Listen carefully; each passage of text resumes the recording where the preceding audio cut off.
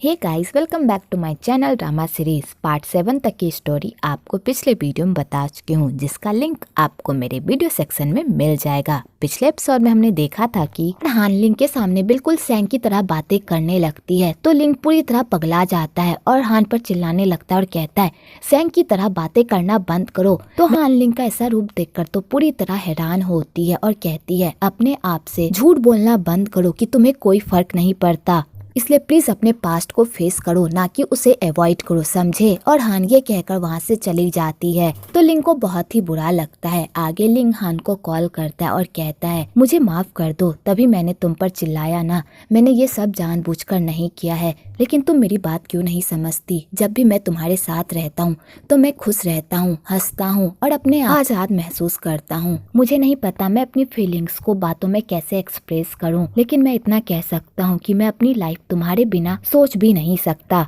तो हान लिंग की सारी बातें सुन लेती है पर कोई रिप्लाई नहीं करती। आगे लिंग सांजी से मिलने के लिए जाता है, तो सांजी लिंग को देखकर बहुत ही खुश होती है और कहती है अब तुम मुझे कभी भी छोड़कर नहीं जाओगे ना, तुम हमेशा मेरे साथ ही रहोगे ना। तो लिंग कोई रिप्लाई नहीं कर पाता और वो बस भूत की तरह सुनता रहता है। तो सांजी कहती है तुम्हें याद है आज कौन सा दिन है। तो लिंग कहता है तुम्हारे कहने का क्या मतलब है। तो सांजी कहती है आज सैंग की डेथ एनिवर्सरी है। तो लिंग जैसे ये सुनता है तो वो पूरी तरह शॉक्ड हो जाता है। आगे लिंग स्कूल के बाहर बैठा हुआ होता है और किसी से बात नहीं करता। तो ऊपर से दया और मई लिंग की ऐसी हालत देखकर बहुत ही परेशान होते हैं, पर वो दोनों भी लिंग के लिए कुछ भी नहीं कर सकते कि तभी उधर से हान आती है और लिंग को कहती है क्या तुम क्लास नहीं जाओगे। तो लिंग कहता है नहीं, आज मैं क्लास नहीं जाऊंगा। तो हान जाने लगती है। तो लिंग कहता है क्या तुम मेरे पास कुछ देर बैठ सकती हो। तो हान वहाँ जाकर बैठ जाती है। तो हान कहती है क्या बात है, तुम इतने परेशान क्यों हो। तो लिंग कहता है आज मेरे भाई की डेथ एनिवर्सरी है, लेकिन मुझे ये नहीं पता कि मेरे भाई का कब्र कहाँ है। जब मेरे भाई की मौत हुई थी और उसका अंतिम संस्कार हो रहा था तब मैं बेहोश था, और जब उसका पूरा क्रियाक्रम खत्म हो गया तब मुझे होश आया, इसलिए मुझे नहीं पता कि मेरे भाई का कब्र कहाँ पर है। तो हान कहती है क्या तुम अपने भाई से कभी भी मिलने नहीं गए हो। तो लिंग कहता है मेरी हिम्मत ही नहीं हुई कि मैं उससे मिलने के लिए जाऊं, क्योंकि मुझे लगा ही नहीं कि मेरा भाई मर चुका है। मुझे इस बात को एक्सेप्ट करने में बहुत टाइम लग गया, जिस वजह से मैं अपने भाई से मिलने कभी नहीं जा पाया। तो हान कहती है तुम अपने पापा से पूछ लो ना कि तुम्हारे भाई की कब्र कहाँ पर है। तो लिंग कहता है मैं अपने पापा को कॉल नहीं कर सकता, क्योंकि मेरे पापा बहुत ही बुरे हैं और हमसे नफरत करते हैं। तो हान कहती है तुमने तो बताया था तुम्हारे पापा तुम लोगों से बहुत प्यार करते थे। तो लिंग कहता है मुझे नहीं पता, लेकिन जितना मुझे याद है बचपन में हमारी माँ हमें बताया करती थी कि हमारे पापा बहुत बुरे हैं, वो हमें पसंद नहीं करते, वो हमसे नफरत करते हैं। पर मुझे कुछ भी याद नहीं है कि आखिरकार मेरी माँ ऐसा क्यों कहती थी। और लिंग यही सब बातें याद करके बहुत ही पैनिक हो जाता है और बेचारी की तबीयत भी खराब होने लगती है। तो हान उसे संभालती है कि तभी वहाँ पर सांजी आ जाती है और लिंग को कहती है तुम्हारे भाई की मौत मेरी वजह से हुई है, क्योंकि मैंने तुम्हारे भाई को कहा था कि मैं तुमसे प्यार करती हूँ, अगर वो हमारी लाइफ से चला जाएगा तो हम दोनों आराम से लाइफ जिएंगे। इसलिए सैंग ने सुसाइड कर ली। सैंग ने सिर्फ मेरी वजह से सुसाइड की ताकि वो हम दोनों के बीच से हट जाए। तो हान और लिंग ये सब सुनकर तो पूरी तरह शॉक्ड हो जाते हैं और सांजी ये कहकर वहाँ से चली जाती है।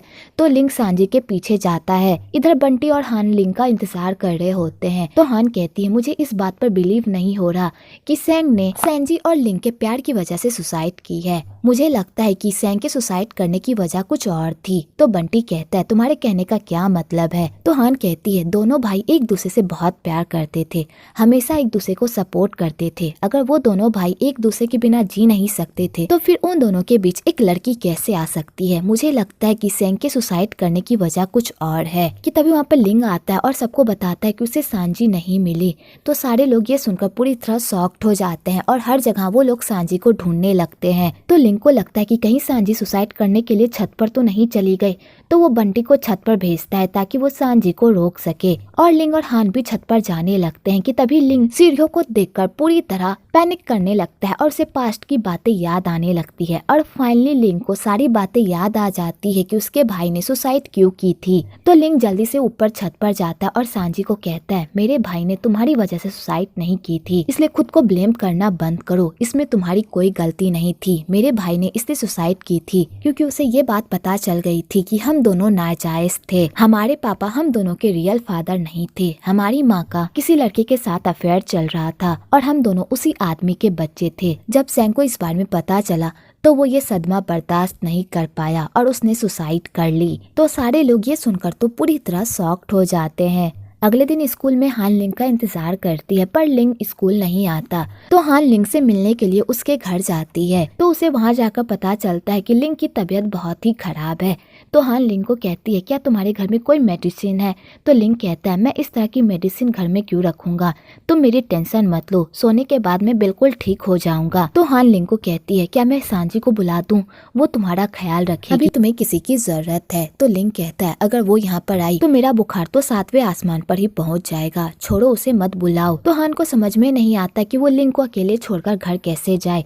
तो हान अपनी मॉम को कॉल करके बताती है कि वो मई के साथ आज रात रुकेगी, इसलिए वो घर नहीं आ सकती। तो उसकी माँ कोई भी ऑब्जेक्शन नहीं लगाती क्योंकि उन्हें पता होता है कि हान मई के साथ रुकी है। तो हान मार्केट जाती है और लिंग के घर का ढेर सारा सामान लेकर आती है क्योंकि लिंग के घर में किचन का कोई भी सामान नहीं होता। और उसके बाद हान लिंग का अच्छे से ख्याल रखती है और ख्याल रखते रखते वहीं पर सो जाती है। अगली सुबह हान उठती है और अपने आप को बिस्तर में देखती है तो वो पूरी तरह शॉक्ड हो जाती है। तो लिंग कहता है, मैंने तुम्हारे साथ कुछ भी नहीं किया, मैंने बस तुम्हें उठाकर बेड पर सुलाया है, इसलिए ज्यादा सोचने की जरूरत नहीं है, समझी। आगे हान कहती है, छोड़ो मैं तुम्हारे लिए नाश्ता बनाती हूँ। और हान लिंग के लिए बहुत ही अच्छा नाश्ता बनाती है। तो लिंग उस नाश्ते को खाकर बहुत ही खुश होता है और यहाँ पर दोनों एक साथ अच्छा टाइम स्पेंड करते हैं। आगे लिंग हान को अपने और सैंग के रिश्ते के बारे में बताता है कि वो दोनों कैसे थे। तो लिंग कहता है, बचपन में हम दोनों के पास कोई नहीं था, तो हम दोनों ने एक दूसरे में ही अपना परिवार ढूंढ लिया था।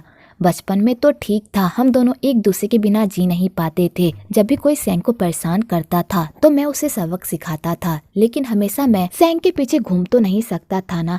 जब भी सैंग कुछ भी उल्टा सीधा कर देता था तो वो रोते हुए मेरे पास आता था और मेरे पास अपना रोना गाता था और ये सब देखकर मुझे बहुत ही गुस्सा आता था। सैंग हमेशा पापा की इज्जत करता था, उनके हाँ में हाँ मिलाता था और मैं हमेशा पापा से लड़ाई करता था क्योंकि मुझे उनकी एक बात भी पसंद नहीं आती थी। और इसी बात को लेकर हमेशा पापा हम दोनों में कंपेयर करते थे और ये बात मुझे बिल्कुल भी पसंद नहीं आती थी और मुझे सैंग से बहुत ही जलन होती थी। और इसी जलन के मारे मैंने सैंग को ये बात बता दी कि माँ का अफेयर था और हम दोनों पापा के असली बेटे नहीं हैं।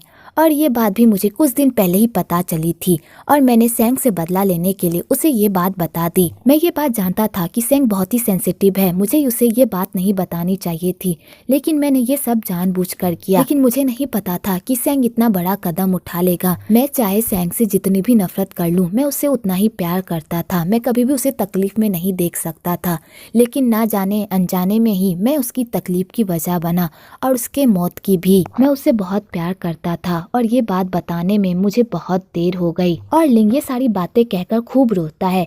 तो हान उसे संभालती है और कहती है, तुम उतने भी बुरे नहीं हो जितने तुम अपने आप को बता रहे हो। मुझे भी पता है कि तुम अपने भाई से बहुत प्यार करते थे और तुम हमेशा उसे प्रोटेक्ट करते थे, इसमें तुम्हारी कोई गलती नहीं है, खुद को ब्लेम करना बंद करो। तो लिंग कहता है, इसलिए मैं अपने पास्ट में नहीं जाना चाहता, मैं उन सब का सामना फिर से नहीं करना चाहता। तो हान कहती है, अगर तुम अपने पास्ट का सामना नहीं करोगे तो तुम आगे नहीं बढ़ पाओगे, इसलिए तुम्हें अपने पास्ट का सामना करना ही पड़ेगा।